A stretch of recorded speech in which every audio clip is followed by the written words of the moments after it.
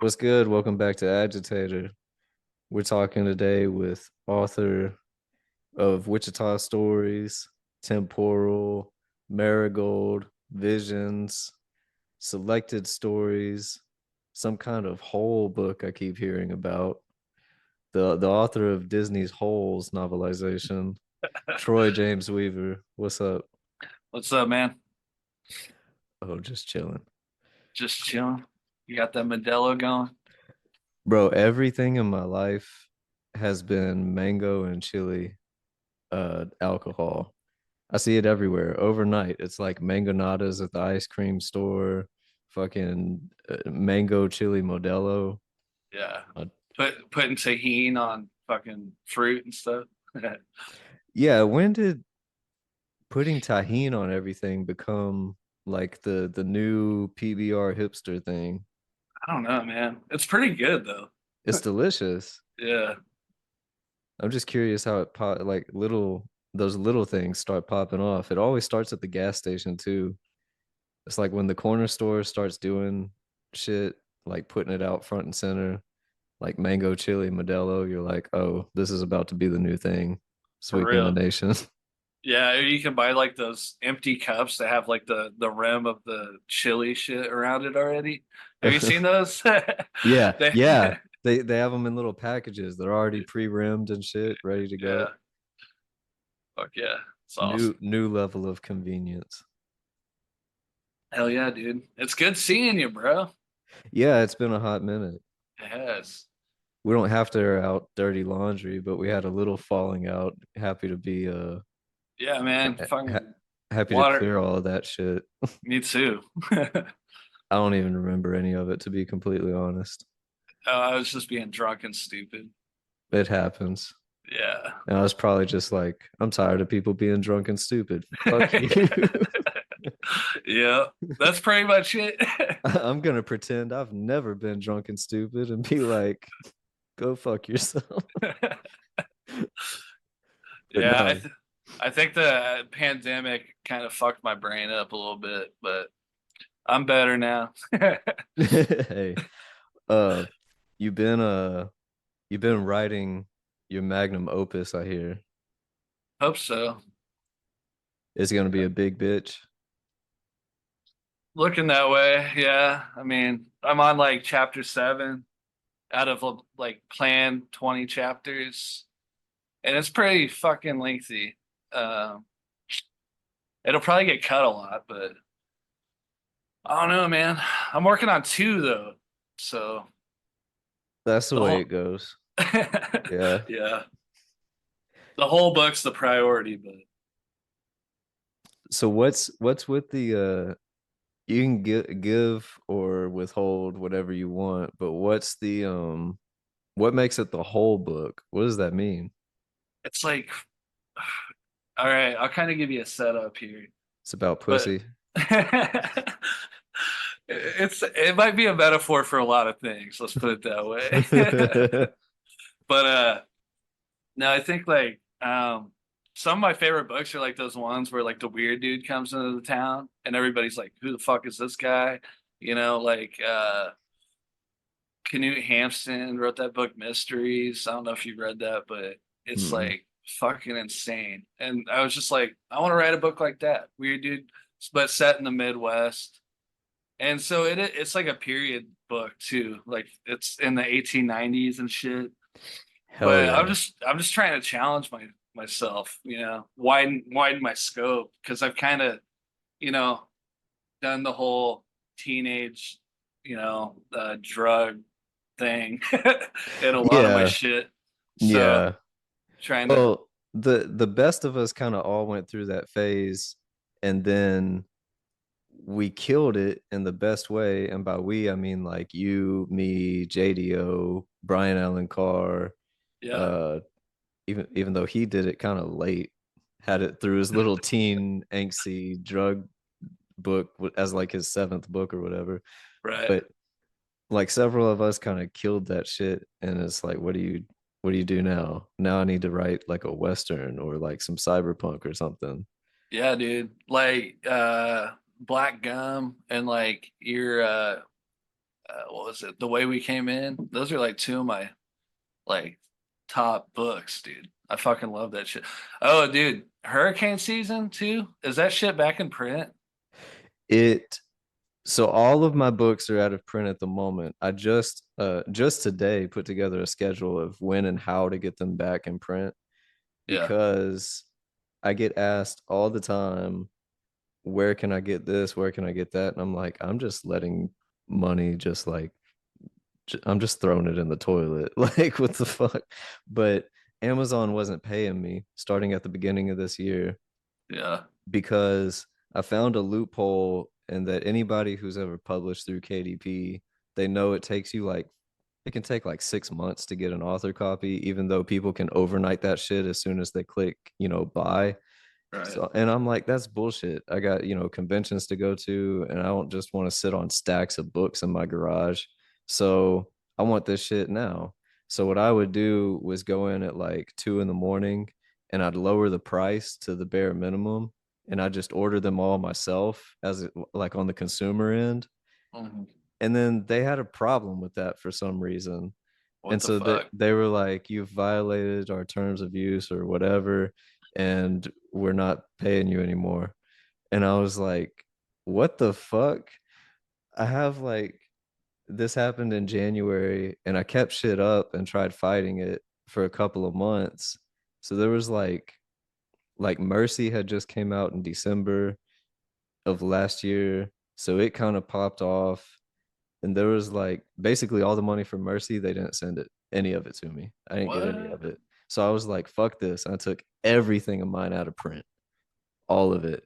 Dude, that's fucking And crazy. yeah. So I do have hurricane season is in the God is Wearing Black collection, but I'm gonna republish that soon I'm gonna just throw it up on Ingram and just let it be out there again. Yeah, dude. That one, like when I read that, I was like, damn, Kelby's doing something different with this shit. Cause you had, was it a raccoon? Like, Yeah.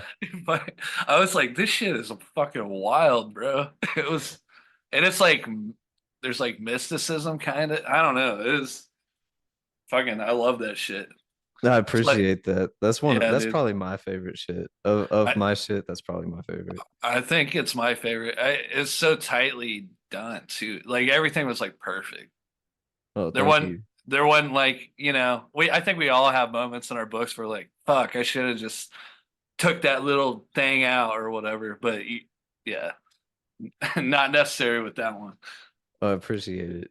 Yeah, Yeah, dude. that raccoon is like a true story too. But most of that raccoon shit is like true story, which is crazy Fuck. because yeah, it's like it like I can see it's a litmus test for something. For what? I'm not sure. Who a litmus test for who thinks I'm psychotic or not, I guess. But there was like a coon and it wasn't me. I'm the guy. I'm like the narrator in that book, this whole Mhm. scenario where I'm just like, bro, there's a coon trying to get in. And like a friend of mine was like, hold up, went and grabbed the strap and put 40 round like 40 caliber rounds Yeah. into this coon. And this thing is like midget sized. I mean, like 3 feet tall, they got Yeah. razor sharp claws and shit. And I don't know. I see cute coon videos and I like them, whatever. That's cute. That's fun. That's wholesome. But maybe coons where I'm from are built different because you Uh-huh. don't want to be friendly with those motherfuckers because they're not friendly. And Nah. it came like right up on the porch trying to get some dog food. And so my friend puts a couple of rounds into its chest and it just stands there. It just eats them and stands there and like looks at us. And he's like, what the fuck? And then he like blasted a couple more times. There's like blood and smoke everywhere. I can't fucking hear shit. And the thing takes off through a hole in the screen, but then it comes back like several days later. He tells me, bro, that fucking coon came back trying to test me. I says, so what'd you do? He was like, I grabbed the shotty this time. I blew that bitch away. but, was like, God damn, that's That's some insane. demonic shit going on in the woods. Yeah, yeah, dude. I don't fuck with them either. I see those videos online. I'm like, get the fuck away. What are you doing? They Yeah, carry, they got rabies and shit. yeah. There was one stuck in my attic not too long ago, and I hated that shit because it was like scratching. It was the weirdest thing too because I couldn't find. I mean, I found holes in the soffit like going around the house, but shit that was like, tiny little bitty holes. A wasp could get in, right? And they did, some wasps got in and shit.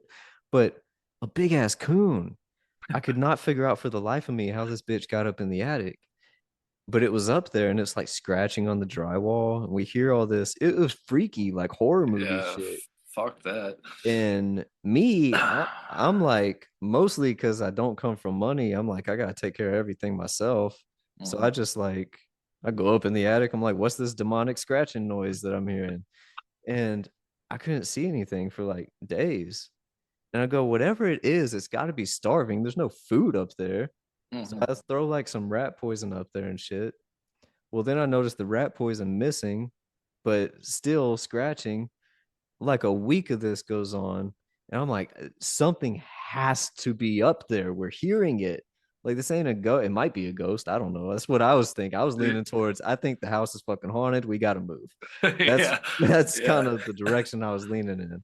And so I get up there and I go everywhere. And I mean, a tiny attic. Like I'm having to be on my belly and shit.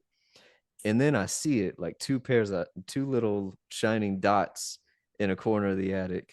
I'm like, oh shit. Yeah, that's an animal of some sort. And that is not no fucking rat. And then it starts moving. And you can see, when you see shadows move, like you can Yeah. like just the edges of the darkness kind of bend and contort. And I'm like, that's a big bitch, whatever the fuck that is. So I crawled back out and I got the flashlight, went back up there, and it's a coon fucking tightrope walking on the beams and shit. And it was like what it was doing was crawling down and hiding under the insulation.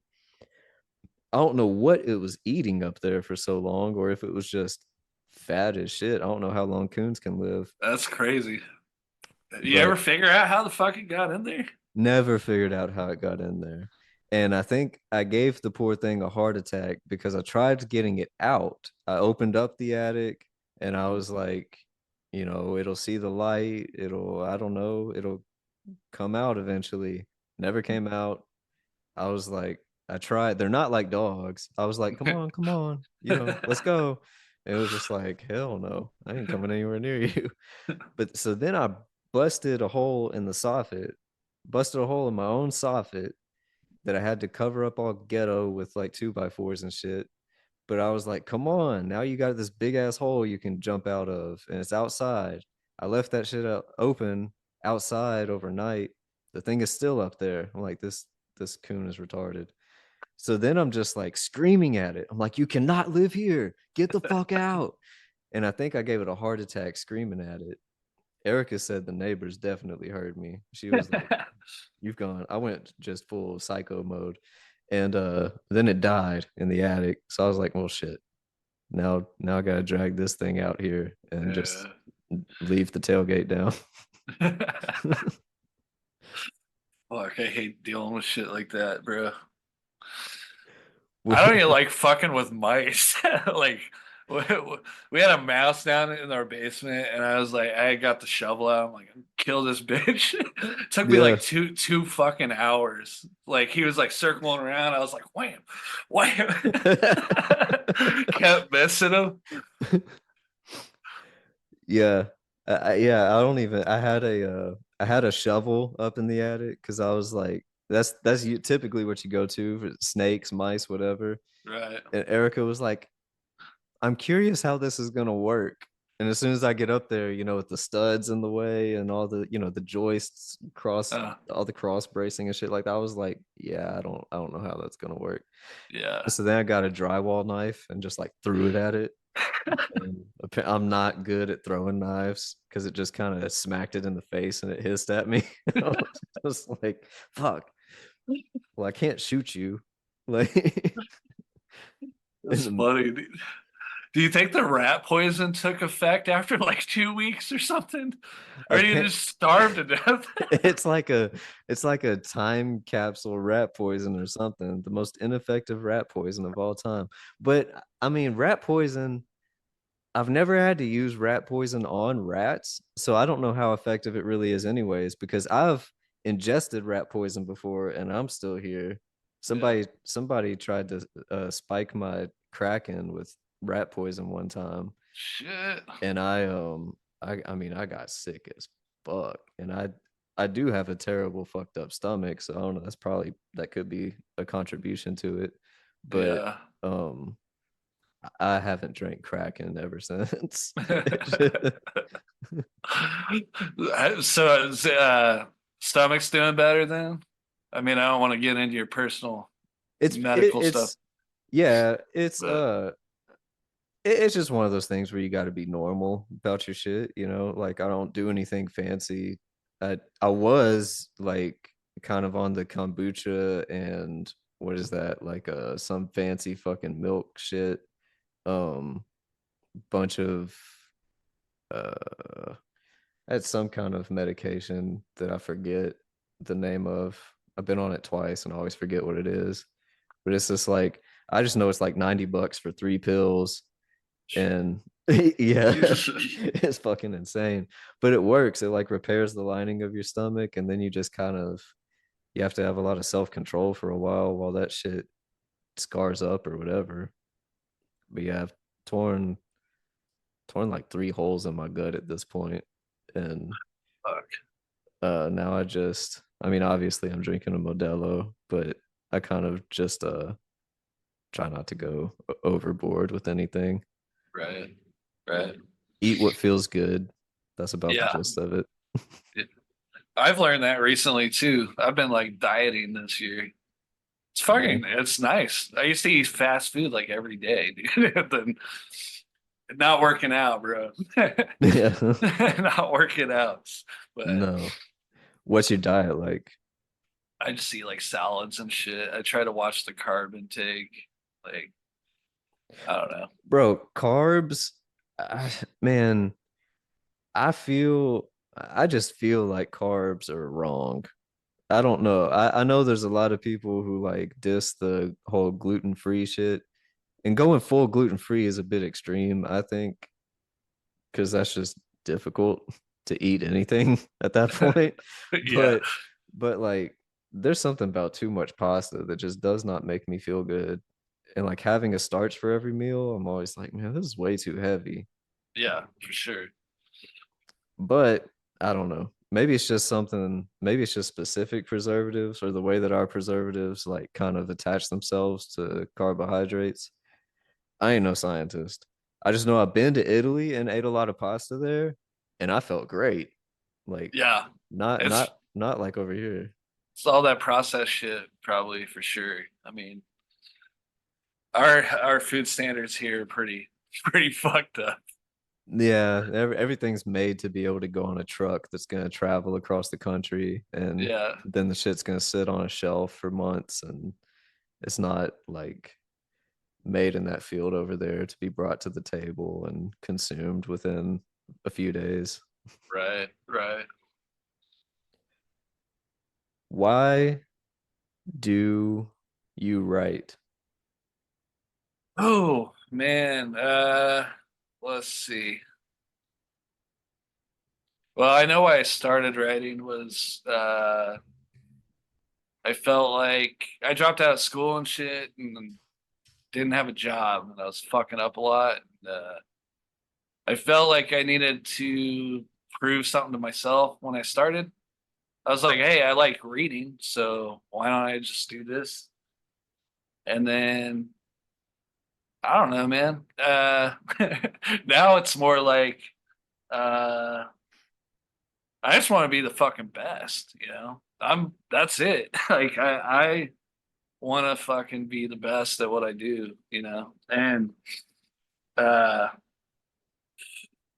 I mean, why else would I do it this long? You know, I Yeah. mean, making money would be nice, and you know, I mean, the checks come in monthly, but that's nice. I mean, it's not a ton, but I don't know. I feel good about. I was thinking about. Do you remember that the how do you say that fucking Hachette? Oh Hachette. yeah, his That shed. do you remember that fucking trial when they said like 90% of books like only sell like 12 copies in their first year? Yeah. And I was like, what? And you're the big guys? Like what the fuck? I blow those numbers out of the fucking water, Yeah, you know? yeah. No, First month. a lot of those trials and the things that have come out of them and the different statistics we've been seeing lately with all the like whether it was through like the Penguin Random House, etc., merging or through who recently got in trouble? They were like, was it Penguin or whatever they're calling them, Random House, whatever, where they like they got in trouble. They were stopped because this deal would make them a monopoly or something. And so the Supreme Court had to be like, y'all can't merge anymore. You'll be like the only people in business. Yeah, I think it was that trial. Like it was like Hachette and Penguin, and they were trying to get them all into one Yeah. fucking thing or whatever. It's like, yeah, it's probably not a good idea. I mean, but on the other hand, Amazon's already done that basically. Yeah. I Yeah. mean, Yeah. And they're just we see how that goes. They it, want to make all this money and then deny me a few grand because I found some loophole of getting it's my books. it's kind of crazy. Like I've ordered some books off Amazon that definitely were published by maybe like Penguin or some big publisher or whatever, and they come to my house and they're like obviously print on demand, Hmm. and it's like Amazon's just printing them at the factory and then sending it like the next fucking day. It's like what's the difference between like indie publishing and that? Like that doesn't make any sense to me. Yeah, yeah. And then there's people who like they talk about the distribution channels. They're like, well, with this publisher, they can get me into bookstores. I'm like, who goes to the bookstore? Where's a bookstore? Yeah, That's cool. And I like the idea of bookstores. And then with bookstores existing, I like the idea of being in them. Sure. But I ain't seen a bookstore in forever. right, Like I have to want to go to the mall, which I don't, to find maybe a Barnes and Noble, maybe. And right. that's even those aren't in most places anymore. I mostly order online. I have very specific taste. The bookstore is not going to have the shit I want to read usually. So it's like, either that or I go to a used bookstore, get Hmm. some fucking $5 paperbacks. But Oh man, that's been my shit lately. Has been yeah, thrifting for books because I've just been on a. I never read the classics. Like, really, I have a very scattered uh relationship with literature. I've always loved to read. My dad was into S.E. Hinton, so he turned me on real early. He was like, "Hey, check out The Outsiders," and then I read all of her shit. hell yeah. And so I was a kid when I got into that. And there was like Hank the Cowdog, Goosebumps, the biography of Shaquille O'Neal, whatever, whatever. Right, right, And then I kind of like hated book tests and stuff. So like we're gonna read Julius Caesar and The Great Gatsby. I was like, this sucks. Catcher in the Rye is garbage. And that was exact same way. yeah. Yeah, And so that was kind of my attitude to like the classics.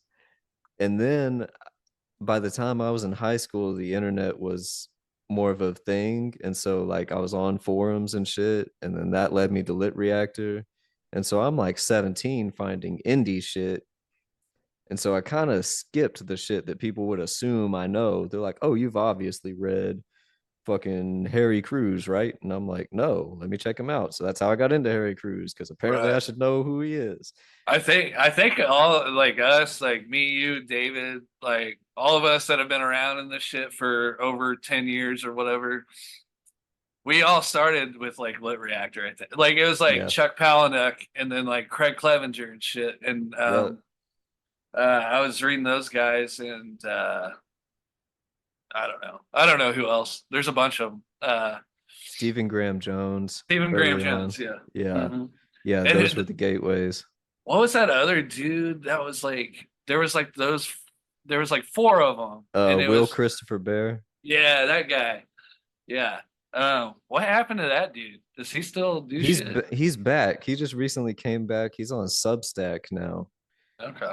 And I'm sure his shit is great, but I've created a mental block towards that era of people where I'm like, Yeah. I don't want to know more about you. Right. Please just write another book and I'll buy it, Yeah. but I don't want to hear it. One Right. way or the other, I want to keep you precious in my memory and just drop another book. I don't That's care about that's any how of the Substack shit. that's how I felt about Clevenger. Like how many years went by without a new novel? Like, and it was like deals falling through, blah blah blah blah blah. But then I got it, and I really was just like, I don't know, man. Yeah. You should have just put this shit out a long time ago and done something else. But Yeah, that's how I feel about even it's an it's kind of difficult to articulate because even the greats, it hype, I mean it's called hype because I mean for a reason, yeah, right? Like you yeah, can only sustain that energy for so long before you have to release it. right. And no matter how good it is, the more it's like it's gonna drop and you're gonna be like, okay, whatever. Yeah, Yeah, that's how it's fine. that I was disappointed, man. Like it's not a bad book, but it was like fucking 10 plus years of waiting and this is it. Like I thought it would be like a fucking like just pop my head off. Like, you know what I mean? Like, Yeah. I don't know. But Yeah, if you're I'm not waiting a long time, and this is the first example I can think of. I know you're not gonna fuck with this one, but if you got to have a reason for that wait, like Twin Peaks: The Return or something, like right. it's a wait period that makes sense. It's not like, oh man, just it's gonna be the best. It's gonna be the best. It's like you can aspire to be the greatest. You can think of yourself as the greatest. You can be a lot of people's favorite, but at the end of the day, there's still a lot of greats, and you're just Yeah, like tons of them. you're just Yeah, teasing people. yeah, yeah. I mean, like I said, it wasn't a bad book, but then he just ended up publishing with an indie publisher anyway. Like, Yeah, I think he was holding out for like a big deal or something, which, people do. But yeah. at the end of the day, was it worth it? Like waiting that long? See, No.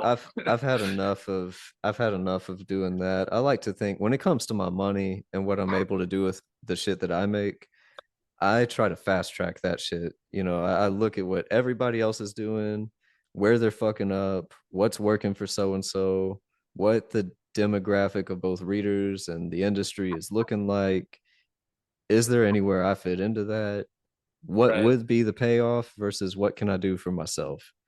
And so now I'm kind of in the mode of there's possibility to get a big deal if you're pitched the right way, if this person has the right connection with that person and can, Right. sell you in this certain way. But I'm like, get me a six-figure deal within the next few months, or I've got my own game plan that I'm Right. rolling Right. out, you Right. know, Right. because Right. Yeah. No, I totally get that. I was like, speaking of which, I mean, like when we were putting our shit out, like back in the 2015 era, 16, so whatever. the Uh, 2015s, all these what, these what, micro eras. yeah, that it feels like its own thing. but Yeah, no, it does. but we were doing shit fast, bro. Like, and the quality was there too. I mean, people are always like, "Oh, you got no."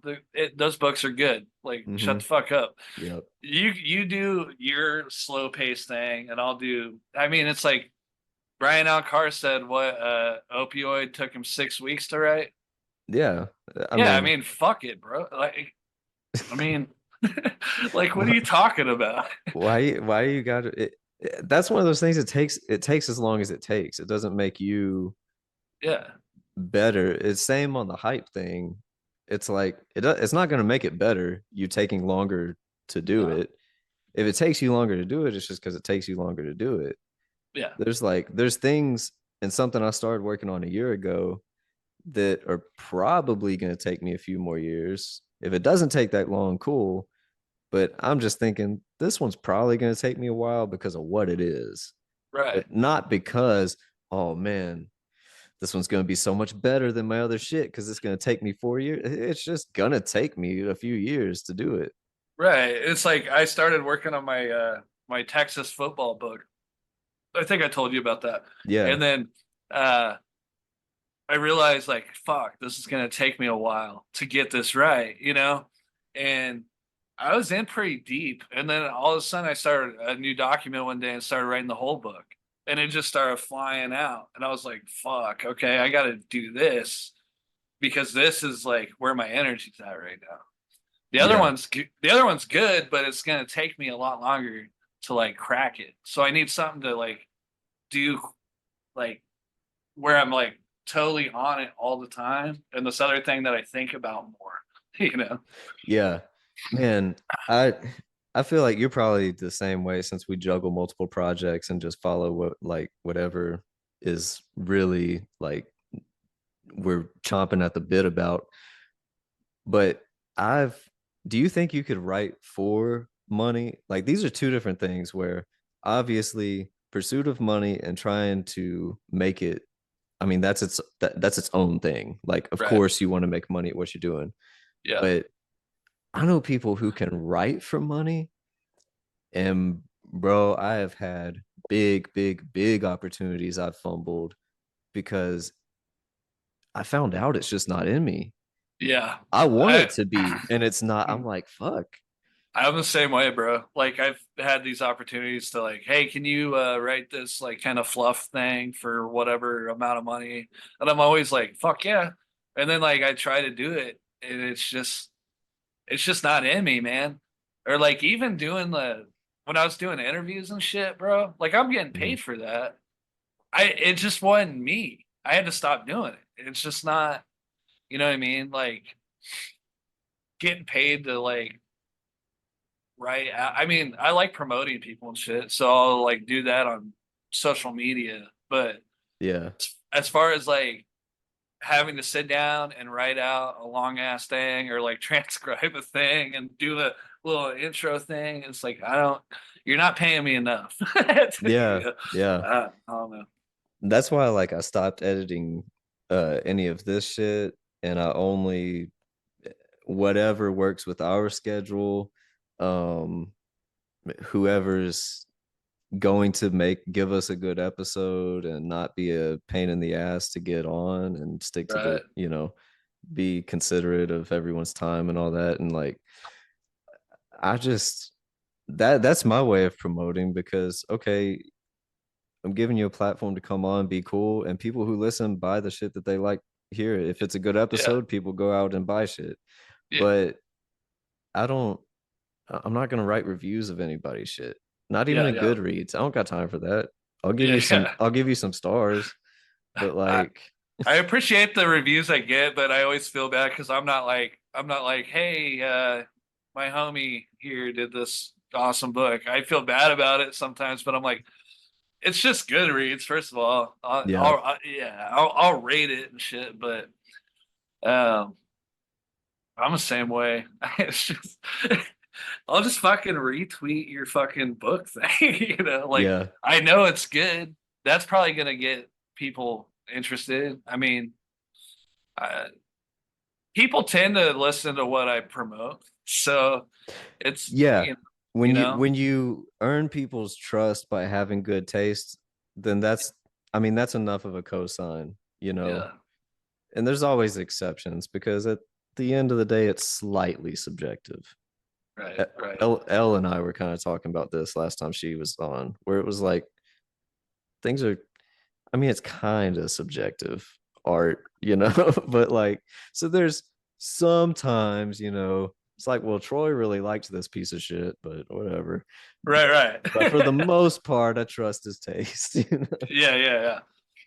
No, yeah, I'm sure we all have those things where like, dude, you're gonna fucking love this, and then it gets to you, and you're like, what the fuck is this shit? Yeah, there's always Uh, those times where the homies think you're being ironic. And it's like, yeah, no, I swear to God, Stripper Party on Tubi is like the best movie I've seen this year. right, right. Yeah, definitely. I mean, but it's like because it's a mixture of like I like tons of different things. You know, it's not just like highbrow literature or like genre fiction or like fucking I don't know. I love those Ed Wood books that are about like transvestites with guns like murdering people, you know, or Hell whatever. yeah. You know, and they're trash. They're like not written well at all. But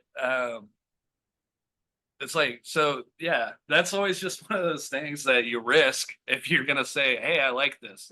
You know, Yeah. people are gonna be like, well, usually it's good, but I don't know about this fucking weird Ed Wood book or whatever. It's like, well, it's just not your thing. Yeah. What do you think? Do you think people are being dishonest with themselves when they have like a bullet point?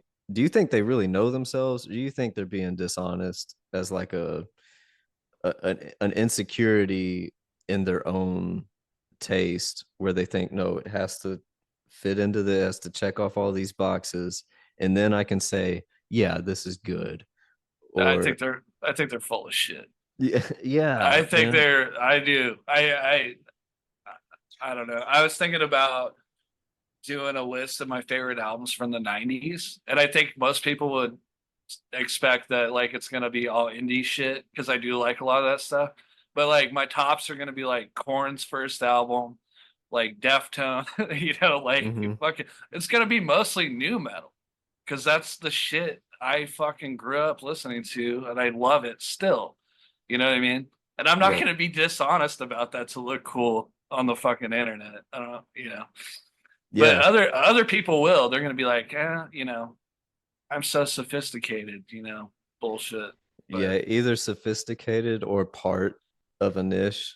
It's like, hey, you're going against what defines the party here. You can't be into that. Like, I'm but sorry, for some reason, as much as I dog on it, maybe some conscious rap is good and all the right. rest is corny. I don't know what to tell you. Like, Yeah. Kelby's over there listening to atmosphere shit.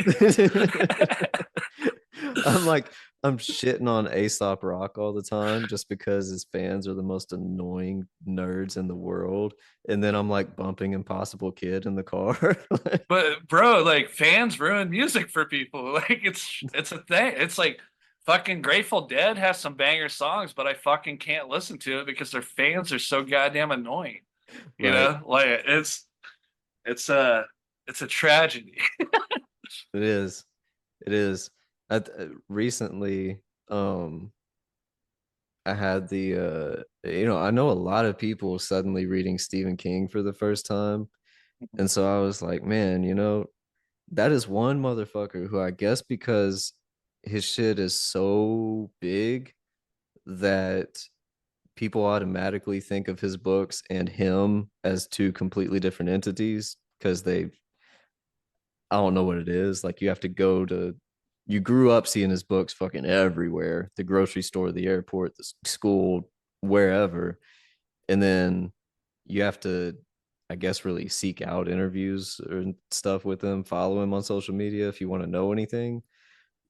So I don't know exactly what it is, but that's the one where it's like, dude, obviously I can separate art from artist. I still think Stephen King books are great. Yeah, yeah. That dude has an annoying personality. I watched a little interview snippet of him the other day, and I was like, "Shut the fuck up, bro."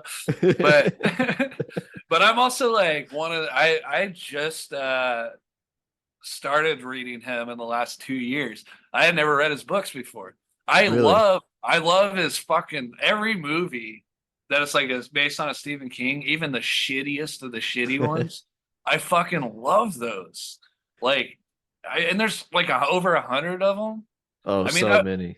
I mean, my childhood was inundated with Stephen King just through the TV screen. You know what I mean?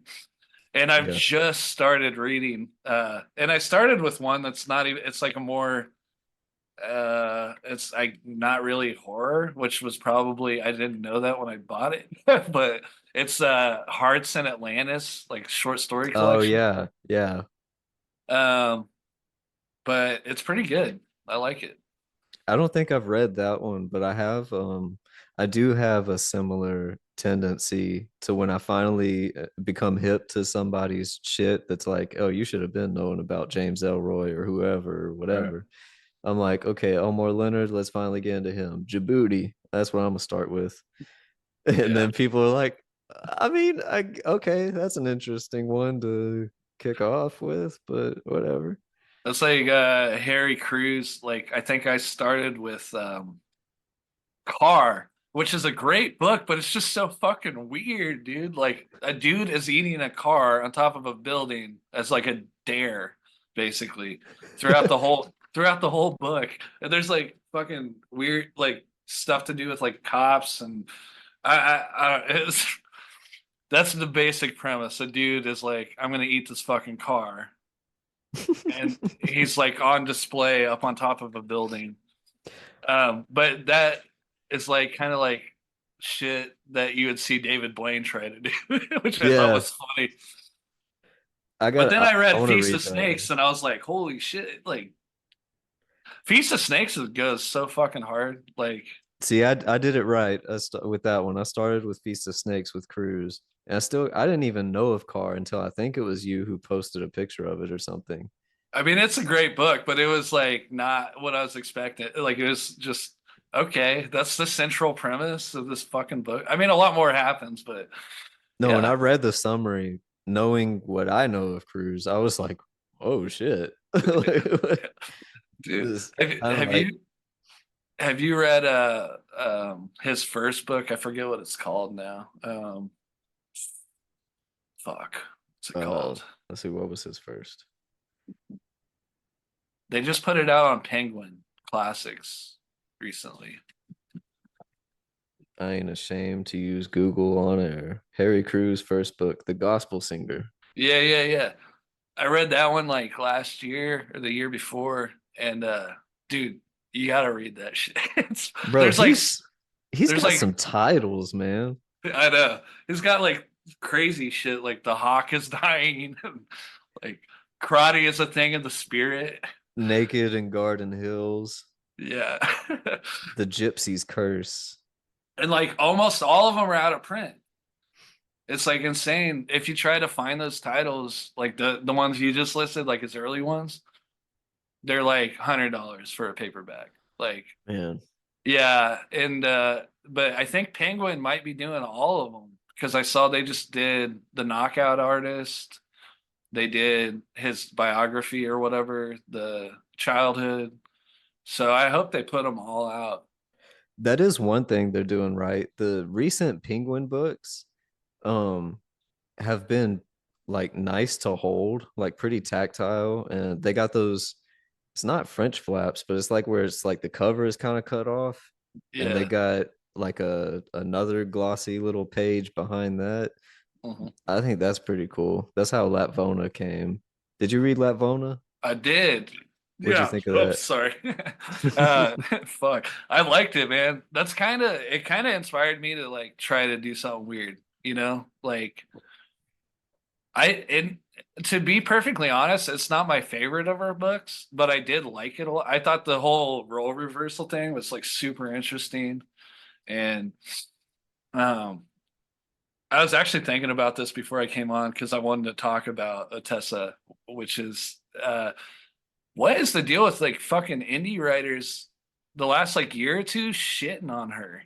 Like it's weird. Have you seen Yeah. that? They're Yeah. like, "Oh, she sucks." It's like, "No, she doesn't, bro. She write you fucking out of existence, you know?" Yeah, it's become cool. I don't know how that started because the same people who say she sucks, from my observation, are people who only read My Year of Rest and Relaxation, Mhm. and they also pretty much read dope head piece of shit in New York books. So I'm Yeah. like, okay, based on everything you read, and this is the only one that y'all ever reference. So from what I can tell, the only one you've read.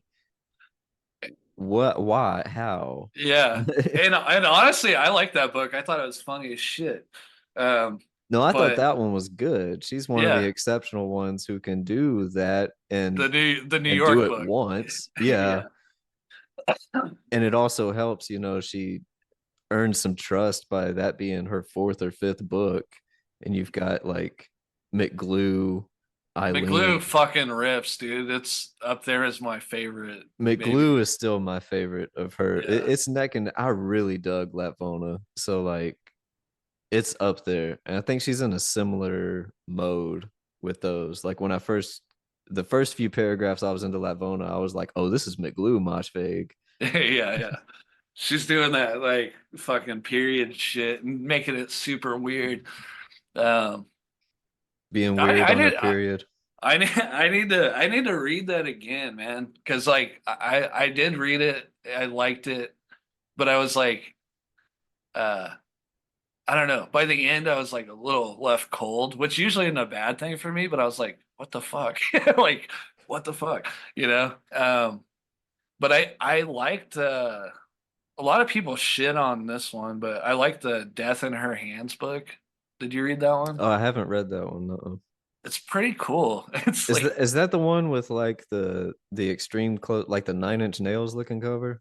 yeah, and it's Okay. like an old lady's like then like she's like basically losing her mind in the middle of the woods, like in this house. And I don't know, I liked it, but a lot of people were like, "What the fuck? No," you know. Huh. Uh, but I Yeah, like I her don't range. I like that she goes there and tries new things. she has crazy range. And Yeah. another person who just seems to have her whatever kind of taste. Because I listened to one interview with her where she was going on for like 30 minutes about Mr. Rogers' Neighborhood. And I was like, okay, whatever. That's cool. It's funny. But yeah, I don't know. Yeah, I haven't diagnosed what the thing is there where that hate comes from. I do know that a lot of people just like to hate on shit, Yeah. and it always there has to be a metric where I'm not somebody who's gonna wait for somebody somebody's opinion on something to be like, all right, well they co-signed this, so Right. if certain people do, then I go, oh, okay, that might be worth checking out. Yeah, yeah. But you, you just be honest with yourself. We have better conversations about art whenever people can be honest. Like I'm always thrilled. Well, both ways. I like when David and I both enjoy something and we talk about it on here and we can have a certain conversation because we both dug it. But I like when one of us hates it and the other one's like, "What are you talking about? This was fire." And, Yeah. and at the end of it, we don't convince the other. It's like, Right. "Yeah, nope, still sucked." But I see why you liked it. Yeah, It's for sure. I mean, yeah, I mean, like that always comes back to like you said, a lot of it is subjective.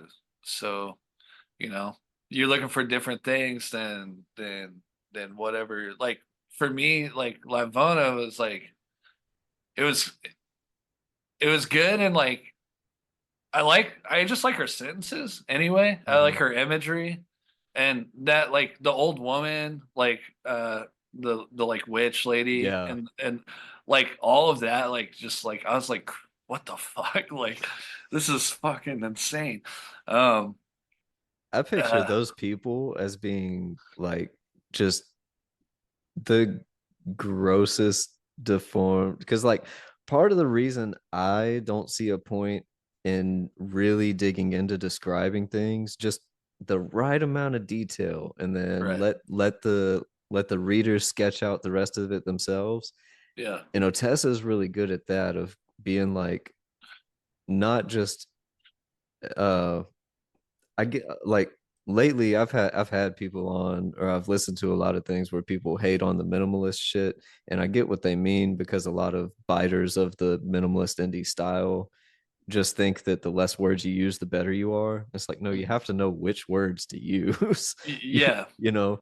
But I picture her characters as just straight up freaks. Oh Like yeah. everybody's just deformed and ugly as shit. Have you seen that movie Hard to Be a God? Nuh-uh. It's like a Russian movie that came out a few years ago, and it takes place like in the future, like on Earth, but it's just like the Middle Ages again. Uh, and you need to watch like a trailer after we talk, but like all the characters in that movie remind me of like the characters in La Fauna. Like just like they're covered in shit and like just deformed, like fucked up. I'll have to check that out. Yeah. I like that premise.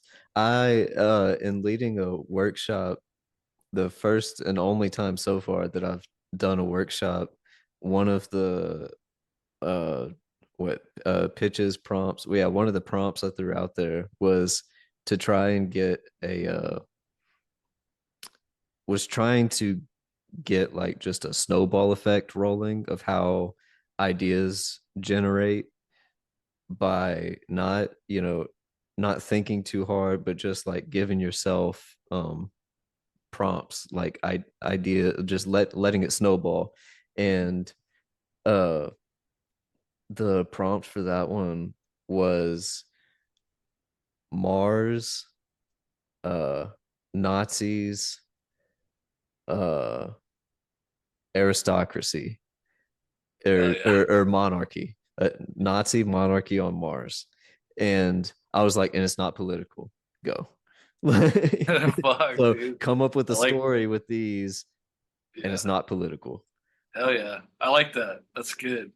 That's the whole thing, I think, too, is like a lot of people don't know how to write around a thing. You know what I mean? Hmm. Like it's a lot of stuff I read like in independent literature is like too on the nose Yeah, about what it's trying to do or say. Um, which I think is like something we excel at not doing. It's like not yeah. telling you what the fuck the shit's about. And I think that's what good minimalists do. Like you're not slapping them in the fucking face with like, hey, this is about fucking, I don't know, like black bloc, like storming and then fucking hanging somebody. I don't know, Yeah, but you know yeah. what I mean. Like you work around that. You have those characters there, but you're telling a different story. Yeah, Well, you did that with Visions. yeah, Like that's straight up what you did, where it was like, I'm writing around this thing, like this cult shit, where it's a coming of age story. It's more about the setting and aesthetic of it's more about like a universal feeling that you can put your own, extrapolate your own interpretation through um this, like, I mean, you don't really get into it. It's just like this David Koresh kind of figure, and but that's not the focus. That's not the thing beating you over the head. It's yeah, like the Nazis on Mars thing. It's like, yeah, don't yeah. get into the, it's like, Right, that's what they are, but that's exactly. not what the story is. Yeah, yeah. It's like thanks for noticing that because a lot of people are like when they read that book, I don't think they totally understand what I'm trying to do or tried to do. I think smart people understand it, but like it's literally not about the thing. It's not about the cult. It's not about that.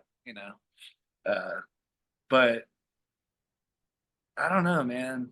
Um, I just hate getting on. Well, I mean, it does come back to like the Hemingway shit, kind of like you're working around the thing. Like he has that story about an abortion, and it's Yeah. never it's never fucking mentioned, and it's so brilliant. Hills like It white elephants. Yeah. yeah, yeah, and like people shit on Hemingway. Like I can't understand that because the dude's craft is so fucking solid.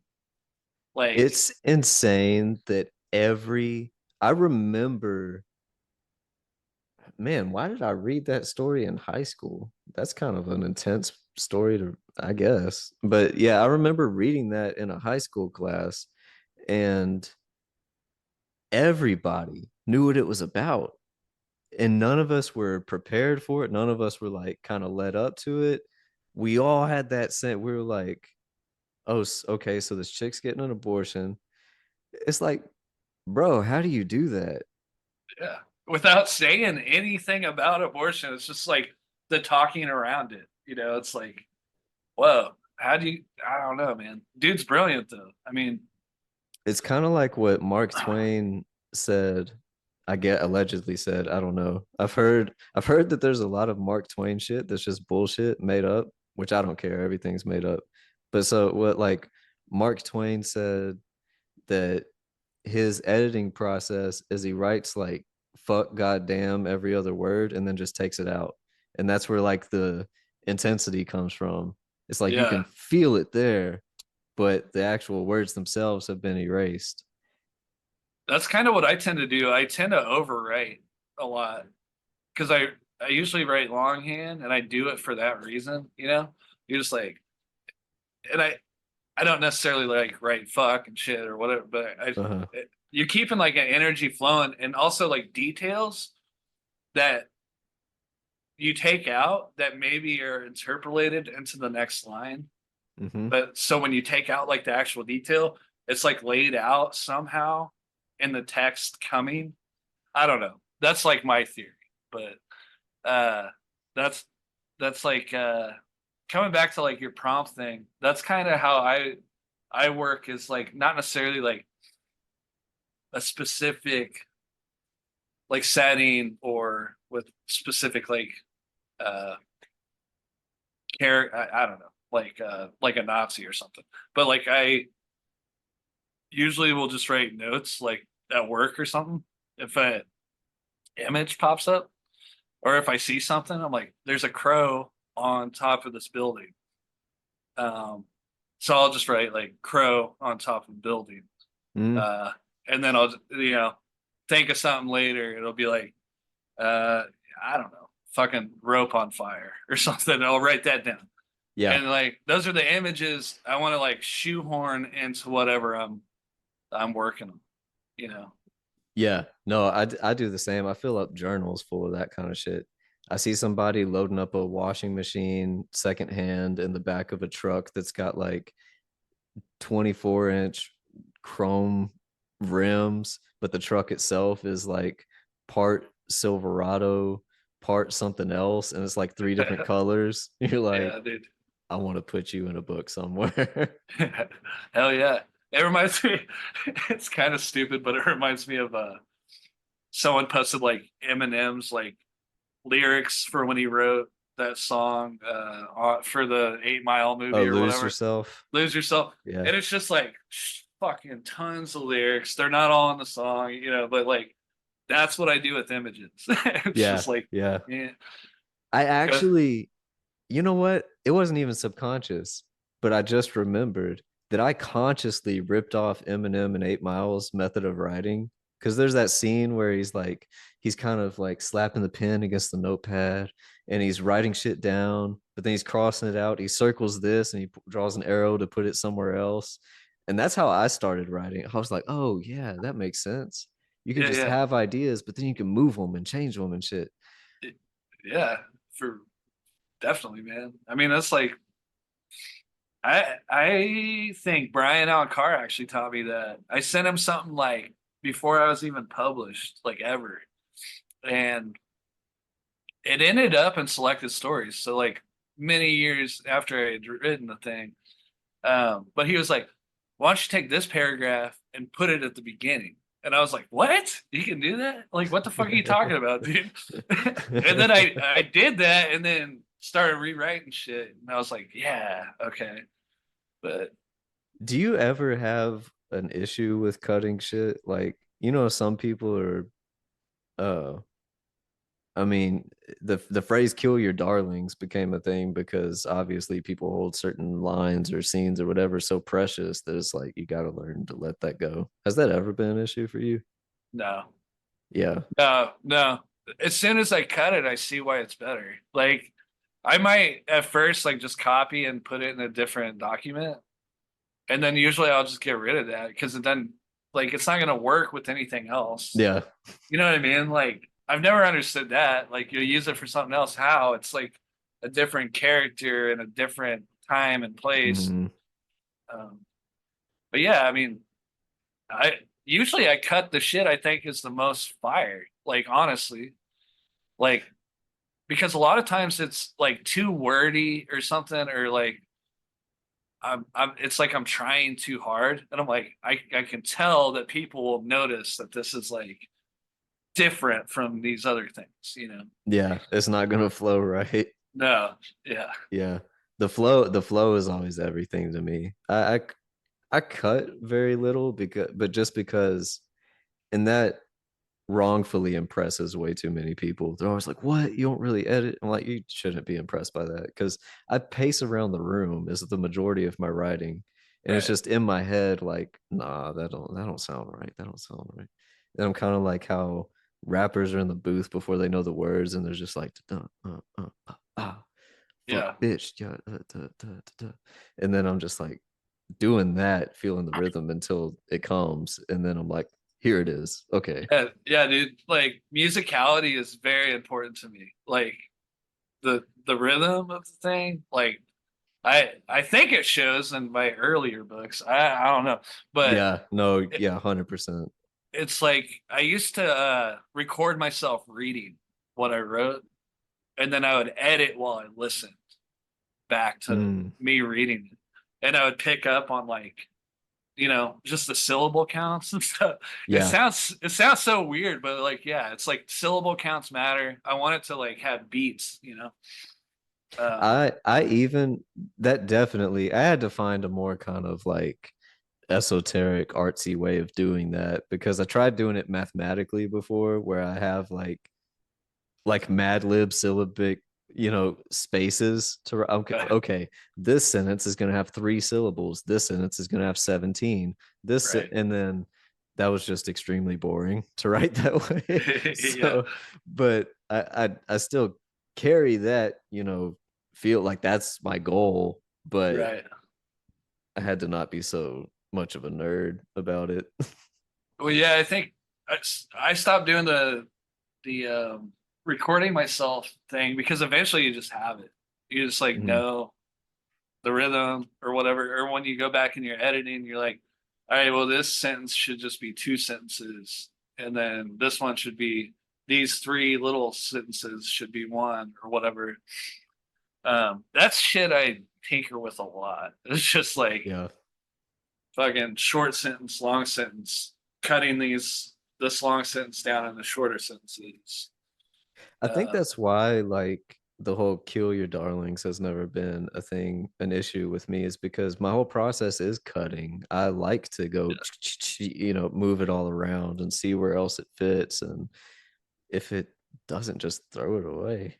yeah, I mean, we do a lot of editing as we go. I feel like, and so Yeah. it's just like, and that's the process. It's like, you know, moving shit. I I don't also know. like, I think it very much coincides with the way that I do construction because like I've been part of carpenter crews that can't stand the way that they're like, bro, hurry up. Because I'm like a custom cabinet maker, I come from like the artisan part of it where I'm meticulous and I'm like, this angle has to match. Wood filler is not in my vocabulary, putty is not in my vocabulary. We're like, doing all this shit tight and meticulous and using a bunch of like hand all kinds of different attachments to these different hand tools, routers, and whatever. And like, they're like, bro, just cut the 2x4 and nail it right here and move on. What are you doing? I'm like, no, I still want to fuck around with it. I want to get Yeah. it. I want to get it perfect. They're like, there's no reason to. We're framing a pony wall. It doesn't. Why would it be perfect? You're throwing drywall on top of it. Move on. That's funny, man. But yeah, I mean, but it's a good mindset to have. You know? Like, I don't know. If you're gonna do something, do it. like right, you know? Yeah. Yeah. Yeah, that's why I wanted to have this theme, the whole why do you write springboard topic, whatever, with you, Yeah, because I think I knew that we had kind of a similar um we have similar ambitions and thoughts about writing on the craft end and on the production end. But like there is a lot of people, I'm very curious why they write when I read their shit. I wish I never edited anything for anybody else. I've gotten to the point where I'm like, there's one more thing that I'm editing just because I'm putting it out and I want to see it out there. So I'm editing it because I'm uh trying to get it published for somebody else. right. But that's just not my thing at all. And through the years editing other people's shit, I oftentimes I don't say it because I take their money and I want to, return some work to them for taking the money and I don't want to give it back. But I think like I should just send you one note and it should be like, stop. Like what do you Yeah. do? That's why, like, I did some editing, just like, throw it up on Twitter because needed some money, like had vet bills or whatever. Uh-huh. And yeah, sometimes it's just like I don't even know what to say to you. Like, how do I edit like something that's Just completely busted. Just it's not gonna work. Even if I edit, it's still gonna suck. That's not the case with all of them, but it's a lot of a yeah. lot of the Yeah. shit coming in. But also, I think like that comes back to I was thinking the lit mags and stuff. Like the quality of what they publish has gone dramatically south in the last few years. It's like, Yeah. is there no standards? Like when we were first publishing, like there was fucking good ass shit like Hmm.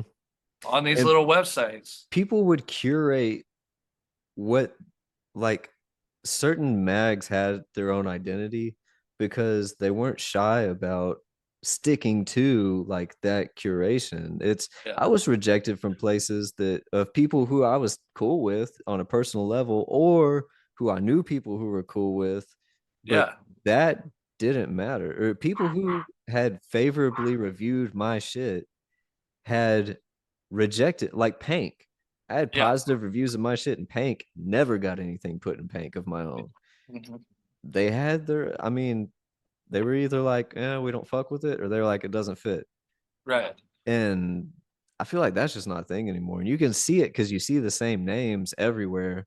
And you're Mhm. like, I mean, I liked one of your books, but Yeah. why are you every it's like I can see that it's just a given. You submit to places and they're just like, oh shit, we got whoever in here now. It's like, uh, Yeah. No, I agree. The curation is bad because a lot of it's like rotating people, like the editors change and there's like four or five different ones, and then they like, like that's fine. Like I love the people that run X-Ray and I mm, think they do good shit, but I do think that sometimes the curation there is like not the greatest, but gladly it's better now because I think Chris and Jennifer are back to doing more of it themselves. Um, it's but there for a while, it was like, I don't fucking, why you publish this? I don't know. I mean, that's one of the ways that sustain yourself is just when you got to roll with the punches, when you can't take care of it completely, Yeah, hey, long-term goals, you can always come back around. This right. show has definitely done that where we never stopped in the past 3 years or however long it's been, but we've definitely gone through eras. I mean, one of which, I killed David for a little bit and now his ghost is coming back finally. Yeah, But you you just do what you do. Some people yeah. it's really fun. Um Agitator is the only thing that's gone on that long that I've been part of because it's fun no matter what iteration we're Yeah, doing of it. yeah, But it's interesting to see from behind the curtain. You get to see like, oh, people really get mad when you change, when you do different things, or like, and you also see how it doesn't matter. You just have to do whatever you want to do because there's an Yeah. audience for everything. Oh There's yeah, for people sure. who love us talking writing craft, and they're like, that's my favorite. Y'all can talk about whatever else you want, I guess, but like when y'all talk about craft, that's why I listen. And then there's people who are like, y'all ever gonna watch anime again? I'm like, shut up, nerd. Like, Right, right. No, yeah, and I get that totally. And that, like I even on the yeah, the end of the indie mags needing people to come in and help because I it's a lot of work, reading fucking 200 submissions a week or whatever it is. I wouldn't do it. Fuck no. There's no fucking way I would do that. no. Do I've you? done guest editing and I Mhm. fucking it's hard. It's like uh okay. Man, yeah, especially I can imagine when you have a deadline too. Like if you're like, this needs to come out this week or whatever, or hopefully those more curated, regular scheduled things are more, this needs to come out in 3 months or something like that. But even still, you're like, I have to find something. Like Yeah. I'm putting together an anthology in which you should submit something if you want, if you have an idea for. Yeah, But man. um I want a Takashi Miike inspired anthology. And the prompt is just, that's what it is. I want some Takashi Miike flavored stories.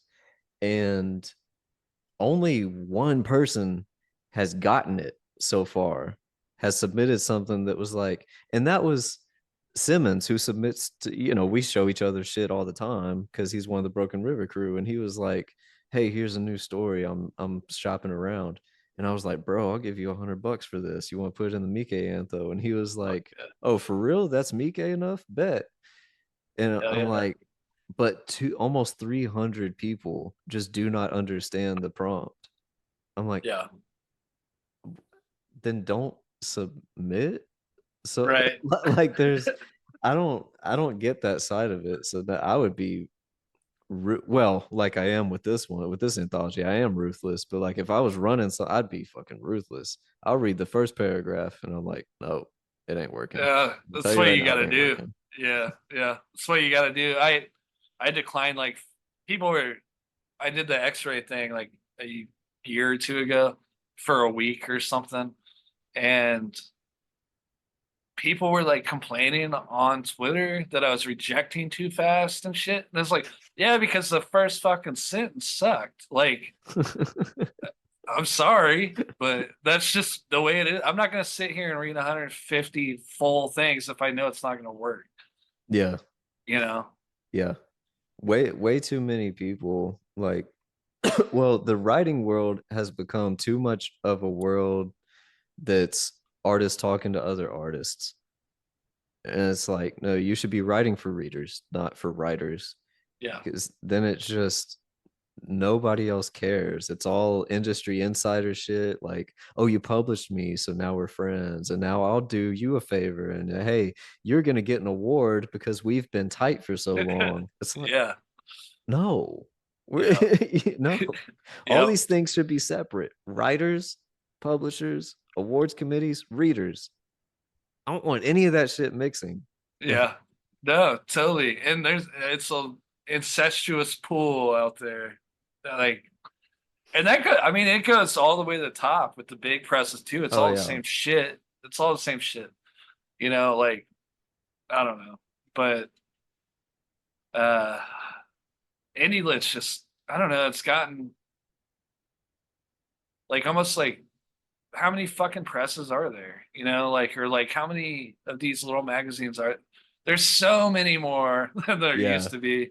And it's just like how can you how are that there that many good writers?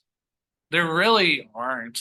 I'm sorry, you're not actually publishing like uh, great stuff all the time. But same by the same token, it's like we were talking earlier, there's an audience for everything. So who knows? yeah. Yeah, there's a big audience right now for, or I guess a sustainable enough audience for like that very internet speak type of writing. Yeah. which I can't stand. I The got like fucking honor levy book. Like I'm not fucking with that shit. I don't You know know, who that is, but I'm sure you know it's what I'm talking about. yeah.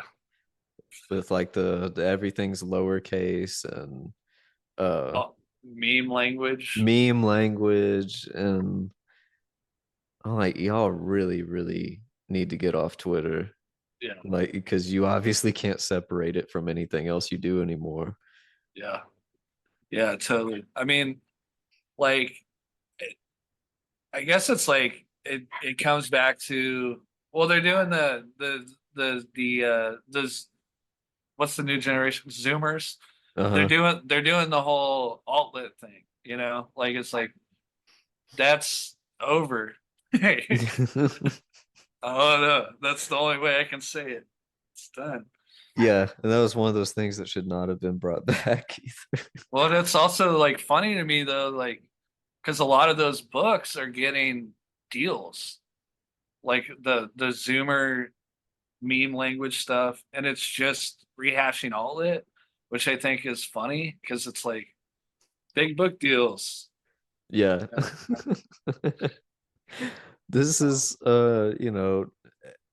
F grade Sam Pink knockoff. $200,000. All right. Yeah. The uh yeah, that whole thing. I honestly I go back to that. I'm like I think both sides are kind of weak on that whole thing because it's like just shut it. I don't know.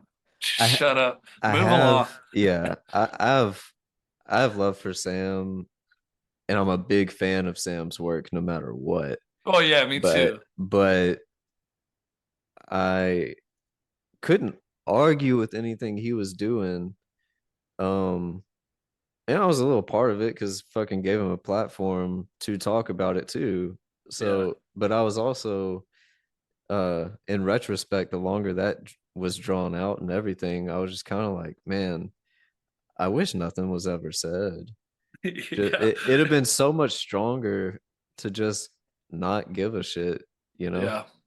It reminds me of I remember around the same time that all went down. And I was talking with Pink about this stuff too, but he never goes into like details really about I don't know. It's just kind of like vague sometimes. But yeah, I he's a pioneer, man. I love his work. But I got ripped off like totally wholesale. One of my stories was like completely ripped off. Like the entire premise, like everything, like the same beats. Uh-huh.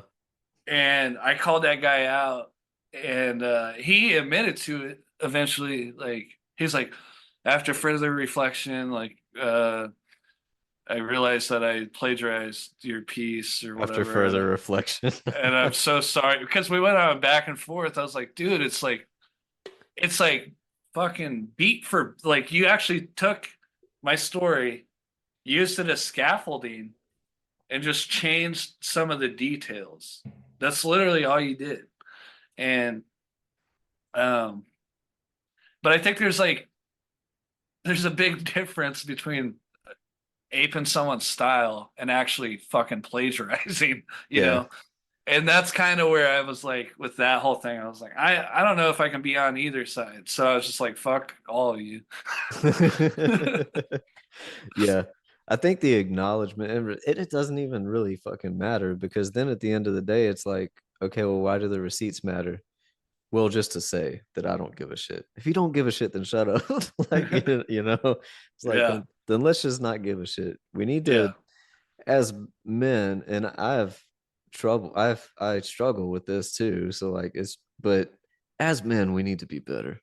Yeah. Look at the Stoics, Yeah. Yeah. learn to Yeah. shut the fuck up.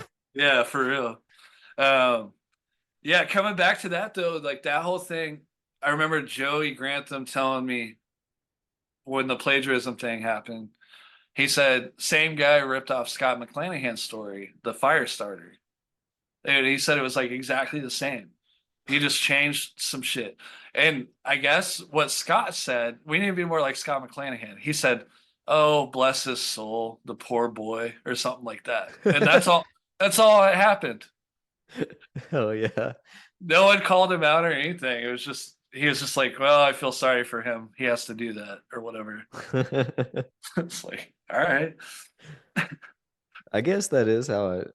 Well, I've had some shit sent my way and I always instantly forget about it. Where it's just like, hey, they're doing your thing. I'm like, okay. I mean, they're not doing it like me, so it's my wife barely reads any of this shit, like the indie lit shit. But there's been a few times when she's been on Twitter or whatever and reads something. She's like, "Dude, that guy's like ripping your shit off," and I'm like, "Ah, no." I mean, it would be hard to be like, "Hey, you can't write about whatever or do it in yeah. this way," you know. Yeah. Kind of Um, like at the end of the day, it is like, oh, bless his soul, the poor boy, because it's like if you're ripping me off, you're not doing it as good as me. right. Yeah, So you're kind of making it to where you'll never be my competition. So I guess thanks for that. But exactly. and if you happen to be really good at it, then how would I be mad? Because as a consumer and a lover of art, I do want more good shit out there. So like if somebody successfully apes my style, then cool. I'll probably Yeah. like it, you know? Yeah. It's kind of a compliment, man. Like, fuck. I don't know. That's I was like super pissed at that guy for like a week, but then I was just like, whatever, you know. Yeah. But but also I don't think he's been in the lit scene ever since that happened. So I don't know. What do you think the lit scene is now? Because everybody still I don't says it, and everybody is also like, I mean, there is no scene with it, there but man, I don't even know. I mean, there's definitely, I guess there's like cliques. I don't know that it's a scene, but there's groups of people like, I don't know. You have the like experimental, weird, like inside the castle group, and those guys are all like with the amphetamine sulfate crew to kind of, you know, yeah, the yeah, like darker, transgressive people and the experimental people, and then you got like I don't know, it's just like different cliques or something. What's interesting to me is like I've never, me, I've been on like so many different presses and shit. Like I'm all over the place. Like I've never like tried to fit into a box, yeah. and I never like I don't know. Like it's just like yeah, let's try this one. Let's they want to do this book. Let's do that or whatever. Like, You're and I'm also not. just like Uh, you're really talented and a likable guy. So I've seen you move through all kinds of different groups. Where I remember specifically one of the whenever we were going back and forth, I like insulted your friends or whatever, even though you're uh, friends with like basically everybody. But I meant right, like a specific group of people where I was right, like, you right. gay ass friends. And um, but you kind of migrate through it's everybody. it's just kind of like I guess like where my writing ends up being. I don't know. It's like it's I don't know. It's like the writing kind of determines that for me sometimes. It's like I'm fucking with this editor and then we become friends or whatever. And then I meet these people or it's like totally different. It's like um the Portland people because of Wichita Stories, like that's when I met like Kevin Maloney and Cameron and those people. And then like David and you guys with Visions, and then Temporal, it was like a whole different people like Bud Smith, and somehow like when those books get published at those places, I become friends or close with those people, and start the all of a sudden Bud's so pitching my books or whatever because he's on the same press, you know. So it ends up kind of being like that. That's just how I meet those people, and I don't know. And it's never been like a. It's kind of weird. Like this isn't a bragging thing at all, but it can sound however anybody wants to take it. But um, Wichita Stories is the first thing I ever published, and he wasn't taking submissions. I just sent him 50 pages. And he said, "Yeah." It took like a year. Mm-hmm. He emailed me like a year later. He's like, "Let's do this," and I was like, "All right, I better fucking write the rest of it then." you, you know. And then same thing with Visions. I sent it to David, and I wasn't. It was like a third done maybe, and he was like, "Fuck yeah, let's do this." And then I was like, "Oh, I better write it now." Um, and then because of that, like Kazeppi's was like, I want to. Well, he loved Wichita Stories, and he was like, I want to do a book with you. And then I was like, well, I got to write one then, you Yeah. know. And I didn't have shit locked and loaded. It was like, fucking okay. Well, this opened the gate for all these other things, and people are interested. And then Temporal happened because of that too. You know, Joey was like, hey, I like your books. Send me something. And it was like it was gonna be short stories at first, but then I wrote like what was the first part of Temporal, and I sent it to him, and he was like, "This is a fucking book, like do the whole thing." And I was like, "All right, you know, I got to write that one now." That's just kind of that's how the hustling was at the beginning. It was people asking me for stuff based off of one thing, you know. So were you writing for, were these ideas just kind of like that's how they came and then the right people said fuck yeah to them, or was it like, okay, well, David, this will be a Broken River book, so I'm writing a Broken River book now, or like, were you more consciously writing for Mm, those presses, or? Well, not at first. Like, so what happened with the Broken River book was I didn't really know what it was going to become when I sent him the first whatever it was, 20 or 30 pages. Um, but he liked those 20 or 30 pages enough to be, and I was already working on it. It wasn't like he was just like, hey, we need some more. He did like a call. I want to put 12 books out or something. And I was like, okay, fuck, I'll send something. It's not done. But originally, dude, that manuscript, I was trying to make it like a crime novel, like a true um Mhm. noir. There was a part where like the kid had like a gun and like was like, he I think he like murdered somebody and like okay, it just wasn't working. That's just not my mode. So then I cut like a ton out, and then I was like, I gotta just write it for like how I would, you know, tell this story. uh So yeah, there for a minute, it like I was like, I gotta make it like fucking Broken River book or whatever, but it wasn't working. When I work like that, it doesn't work.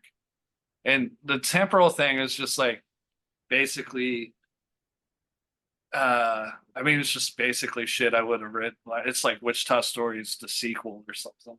yeah, It's like yeah, um a more concentrated plot, but from that world. yeah, yeah. So and that's what I told Liz, my wife. I was like, I feel like I'm just writing the same book over and over again. Um Obviously I'm not, they're different, but and that's why I've kind of I haven't done a whole lot of publishing lately because I'm trying extremely different shit, you Yeah. know. No, yeah, I hit that same uh I hit that same wall where there's not really a wall. I came to that same crossroads where it was like, I know my shit is different book to book because I'm so close to the details, Yeah, but I can also see where people could think I'm doing the same thing over and over. They're like, oh yeah, I started hearing way too much that like, well yeah, you know what to expect from a Kelby Losack joint, and I'm like, Yeah, I don't want you to know what to expect.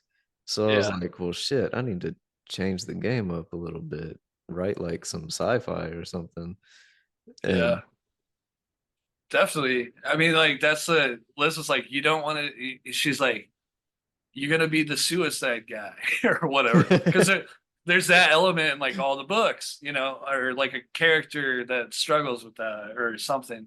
And I was like, damn, you're fucking right. Like, um, but I don't know. It's like I tell her though, it's like, well, I could write one of those stories like in fucking 10 minutes, right now. Like just I have that shit in my fucking blood and yeah. DNA, you know. I could do that for fucking all day every day, but I just really want to like learn more and expand. It's like I mean, I could probably make a pretty decent little indie writer career just doing the same shit over and over. But And some people do. And I think what's made me a stronger writer has been copying those people, because I got to the point, David and I have had hours and hours and hours of conversations about this on and off air, where we struggle because we're both craftsmen yeah. and we don't want to sacrifice like a quality of and we respect ourselves too much to like just throw the craft out the window and just right to market whatever we think that means, right? Mhm. But we're like, there's something to these motherfuckers who sell so many books and just publish themselves. Like we're the only difference between us and them, the way we do things and the way they do things. Like we're kind of doing the same thing. We're in the same boat. We're on the same starting plane, but y'all are like at the top of the charts and shit, like all on your own. What's going on here? And I think when you get to a certain point where you know your voice and you can't escape it, you can do whatever you want. You can learn from quote unquote hacks or whatever, Yeah. because your voice isn't going away. It's just it's not going away. Right. And That's true. unless you overdose on bath salts or something, like you can't That help how you write. that's what I showed one of my close friends. He's not even a writer, but I showed him a part of the whole book, and he was like, "Well, this is different." But he's like, "It's so weird because it still reads like you, but it takes place in this like old time fucking world." Mm-hmm. And I was like, "Yeah," and it's because of the cadence. It's because of the that Yeah. the rhythm. That's you know uh short sentence, long sentence thing or whatever. But I was like, I didn't even think about that like at all. I was like, are you sure? you know? He was like, yeah, it totally actually reads like your voice. I was like, oh, weird. That's a good thing though. You're like, did you catch the part where it's not modern teens? It's like, in a different century. Like you you got that right. Yeah, dude. But I was like, well, that's a good thing, I guess. So but it's just funny because I was like kind of like trying to stray away from the voice I've developed over a decade and a half, you know? Mm. But So then I was like, it's inescapable. you were actually trying to get away from uh your voice, or were you mistaking voice I, for like I was trying to create content? I was trying to create like a new voice. Okay. Like in this book, like the sentences are longer, blah blah blah blah blah. And then like I was trying to do that, but then I was like, that reads like shit. So I started doing my chopping shit. Now it reads like everything else all right. Yeah. Not yeah. I've had moments of that too, where I thought, I've come to at the end of the day, I have the intention of growing, and developing. And I think that's enough. I don't need to think further than that because I tried so hard to be like, I need to get away from the shit like that I'm doing. Like, there's a reason that I do things in a certain way. Like, that comes from somewhere. That's not Right. just me. That's like how I was made or born or whatever. That's like in my DNA. So that is what it is. But I can push that in different directions. This book can actually have a plot Yeah. and a lot of action and not do that thing where it's like, oh, hey, ambiguous ending, we're gonna drop off before. No, it can have a climax and a Yeah. big Yeah. shootout, and that, but it'll still read like my shit, you Yeah. know. Yeah. Yeah, dude. And like that's what I'm doing. It's like there's gonna be a definite ending and shit like that. Like it's I guess really like what I'm really trying out is like structural things that are different, uh and stuff like that. But like or even like there's almost like a hint of a metafictional element that's just like right there in one spot. Most people will probably miss it. Um and it's a weird book, dude. I don't know if it's a book of the dead, but it might be. Interesting. Yeah. I can't wait. Do you know what you're gonna do with it? I don't know, man. Carr was trying to hook me up with an agent. Like, I don't, he texted me, it's like, hey, um, you need to get an agent, bro. Your Goodreads is like high and all this shit. And I was like, oh, okay. Never thought about it in all these years. Like, never been worried about it. I might send it to the lady. He emailed her and was like, hey, I know this dude's writing this whole book. It's kind of like a weird western. And she was like, tell him to send it my way. Because I guess I don't know. They have a good rapport or some shit, but he's a nice dude like that. I was like, Oh yeah. I didn't ask for it or anything. He just was like, hey, uh, let's get you an agent, bro. And I was like, what? Okay. And then he sent me a screenshot of the email. He had already like sent it. And I was like, what the fuck? Brian's solid people. Yeah. And I think maybe too, he was just trying to put a fire under my ass to like finish. But Yeah. it honestly like scared the shit out of me and slowed me down a little bit. But Well, I I mean, might I might try that route. And if it's not doing anything like you were talking about, like I'm just gonna do my own thing with it. But um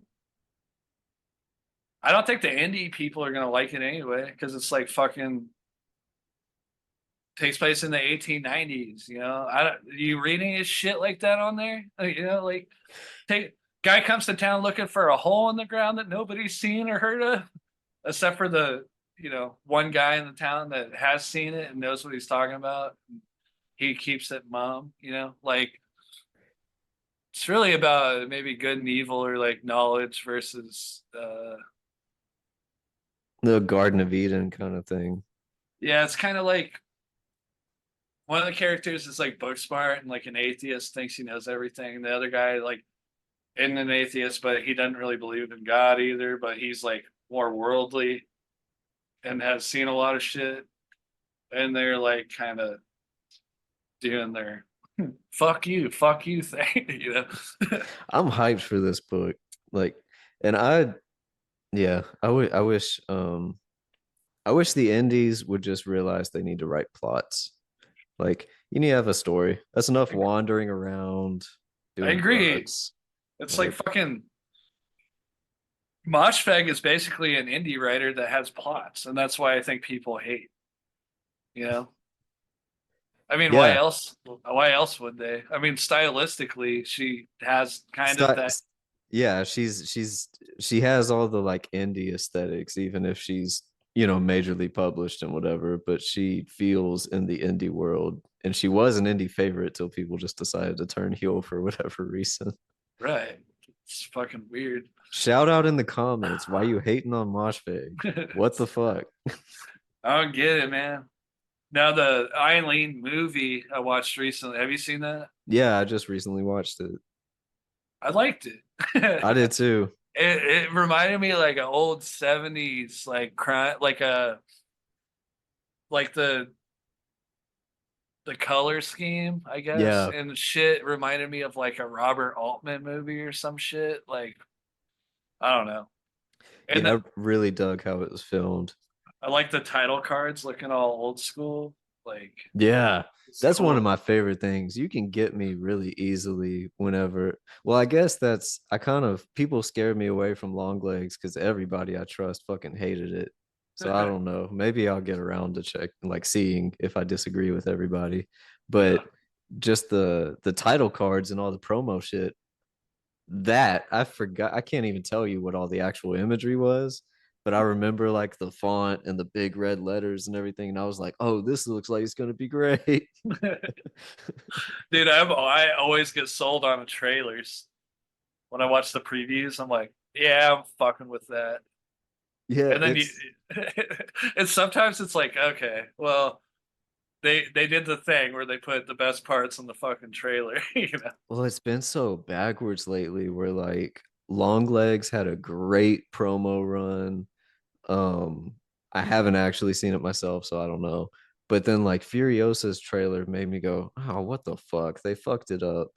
But then I watched Furiosa and was like, oh, this goes hard. And then Beetlejuice has a terrible trailer.